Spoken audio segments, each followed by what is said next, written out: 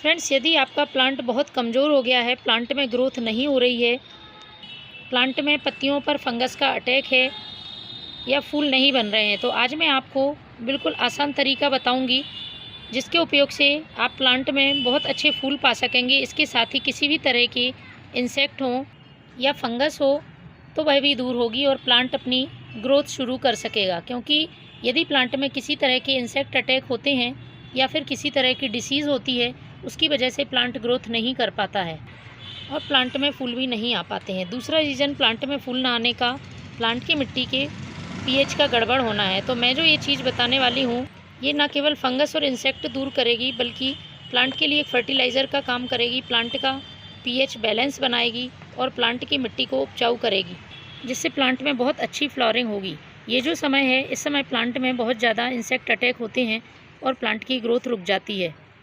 तो अभी इस समय यदि आप ये घरेलू नुस्खा अपने प्लांट पर आजमाते हैं तो प्लांट आने वाली सर्दियों में फूलों से भरा रहेगा और उसकी ग्रोथ भी लगातार बनी रहेगी।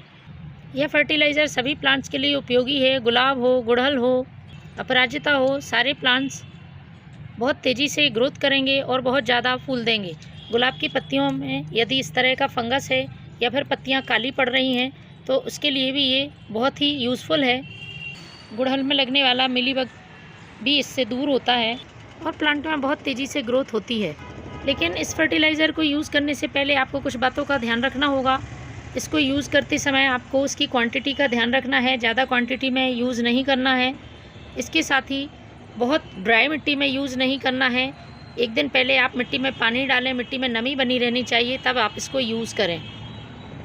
इसके साथ ही यदि प्लांट में किसी तरह के फूल सूख गए हैं या सीड्स बन गए हैं तो उनको आपको हटा देना है, क्योंकि यदि आप ये सूखे हुए फूल या सीड्स नहीं हटाते हैं तब भी प्लांट की ग्रोथ रुक जाती है और प्लांट फूल देना बंद कर देता है। यदि आप चाहते हैं कि आपका प्लांट नए फूल लगातार देता रहे तो आपको ये काम ज़रूर करना है। इसके साथ ही जहाँ भी फूल सूखता है तो आपको उसके 1 से 2 इंच नीचे से कट करना है, जिससे नई ब्रांचेस बनेंगी और प्लांट घना होगा। प्लांट को घना बनाने का ये बहुत ही अच्छा तरीका है, इसलिए समय समय पर आप अपने प्लांट की प्रूनिंग करते रहें। इसके बाद यदि बात करते हैं सनलाइट की, तो प्लांट को आपको फुल सनलाइट में रखना है। फूलों वाले पौधों के लिए धूप बहुत ज़रूरी है। यदि आप इसे छाया में रखते हैं तब भी प्लांट की ग्रोथ पर असर पड़ता है। पानी देते समय ध्यान रखें मिट्टी में पानी रुका ना रहे, मिट्टी ज़्यादा गीली नहीं होनी चाहिए। यदि मिट्टी ज़्यादा गीली रहती है या पानी लगातार गमले में भरा रहता है तब भी जड़ें गल जाती हैं और प्लांट खराब हो जाता है। इन सब चीज़ों का आप ध्यान रखते हुए फिर प्लांट में यदि किसी फर्टिलाइज़र या किसी इंसेक्टिसाइड या फंगीसाइड का यूज़ करते हैं तो प्लांट पर बहुत तेज़ी से फ़ायदा दिखाता है। तो चलिए शुरू करते हैं किस तरह से इस फर्टिलाइज़र को हमें बनाना है। तो मेरे हाथ में आप ये देख रहे हैं, ये है बेकिंग सोडा। ये खाने वाला सोडा होता है, बेकिंग पाउडर नहीं है, और हमारी गार्डनिंग में इसका बहुत ही ज़्यादा फ़ायदा होता है। प्लांट में किसी तरह के भी इंसेक्ट या फंगस को दूर रखता है और इसकी बहुत कम मात्रा ही हमारे प्लांट पे बहुत ज़्यादा असर दिखाती है। इसका हम कई तरह से यूज़ कर सकते हैं। पहले भी मैंने आपका इसको कई तरह से यूज़ करना दिखाया है, लेकिन आज मैं आपको इस तरह से यूज़ करूँगी कि ये एक इंसेक्टिसाइड फंगीसाइड के साथ साथ फर्टिलाइज़र का भी काम करेगा। इसमें जो मैं चीज़ ऐड करूँगी वो प्लांट की मिट्टी को उपजाऊ बनाएगी और फूलों वाले पौधों में बहुत ज़्यादा मात्रा में फूल आएंगे। तो इसके लिए आपको सबसे पहले 1 लीटर पानी ले लेना है और 1 लीटर पानी में 1/4 चम्मच ये बेकिंग सोडा का यूज़ करना है।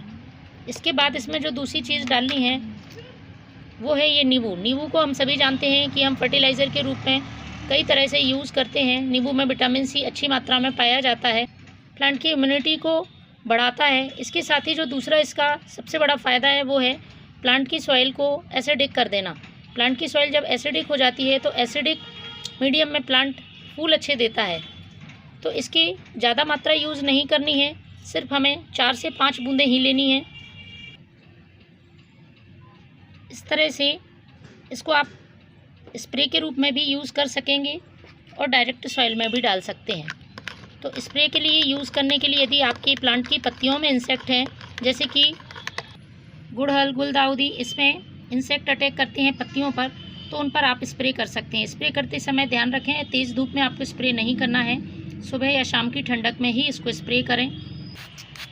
इस तरह से आप महीने में एक बार इसका स्प्रे करें। यदि ज़्यादा कीड़े लगे हुए हैं तो आप 15 दिन में एक बार कर सकते हैं, महीने में 2 बार। 2 स्प्रे से ही आपके प्लांट में आप देखेंगे कि बिल्कुल इंसेक्ट ख़त्म हो चुके हैं। इसके बाद जो दूसरा तरीका है वो है डायरेक्ट सॉइल में इस्तेमाल करना, क्योंकि ये फर्टिलाइज़र के रूप में भी काम करता है। इसमें हमने नींबू का रस मिलाया हुआ है जो कि प्लांट की मिट्टी को एसिडिक बनाएगा। तो आप इसे पॉट की साइज़ के हिसाब से सॉइल में भी डाल सकते हैं। तो फ्रेंड्स, आप भी यूज़ करें और देखेंगे आपका प्लांट कुछ ही दिनों में बहुत हरा भरा और फूलों से भरा हुआ हो गया है। Thank you.